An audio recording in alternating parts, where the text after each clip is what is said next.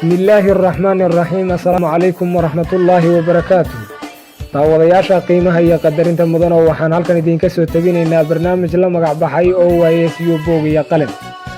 barnaamijka boog iyo qalin ayaa ah barnaamij ay maalgeliyaan ururka dhalinta iyo ardayda Soomaalida ogaadeenaya ee marka magaciisa la soo gaabiyo loo yaqaan oo waayeesiyo. magaalada Fiiq ee xarunta gobolka Erar ayaa barnaamijkan maanta oo ay taariikhdu tahay 28 bisha 11 2021 laga fuliyay.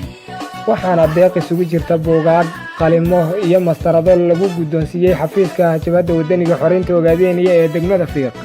in ka badan 100 arday oo isugu jiray agoon ay aabayaashood ku shahiideen halganka ogaadeenaya iyo qaar danyar ah. barnaamijkan xiisaha leh ee lagu caawinayay agoonta iyo carruurta tabaalaysan ayaa arday walba la siinayay 6 buug, qalin iyo mastarad.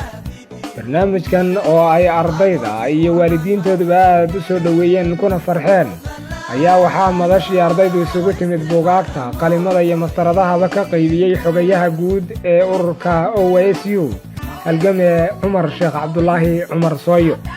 barnaamijkan oo halkudhegyo kala duwan lagu soo xardhay ayaa wuxuu ciwaankiisa u horeeyaba ka bilaabanayay OSU buug iyo qalin. buugga iyo qalinku waxa ay kobciyaan hanka iyo higsiga shakhsiga. halka aad higsanayso ku gaadh buug iyo qalin, hankaagu ha sarreeyo. aqoontu waa horumarka bulshada. isku soo wada duubo ma aha markii ugu horreysay ee ay ururka dhalinta iyo ardayda Soomaalida ogaadeenaya ay deeq noocan oo kala gaarsiiyaan agoonta ogaadeenaya. toddobaadun ka hor ayay ahayd markii ay magaalada Jigjiga ka qaybiyeen buugaag, qalimo iyo mastarado sidan oo kale. barnaamijka waan idinla socotiinaya anigoo Shaafici Maxamed. intaan mid la mid ku kulmi doono waxaan idinkaga tegaynaa sidaas iyo nabadgelyo.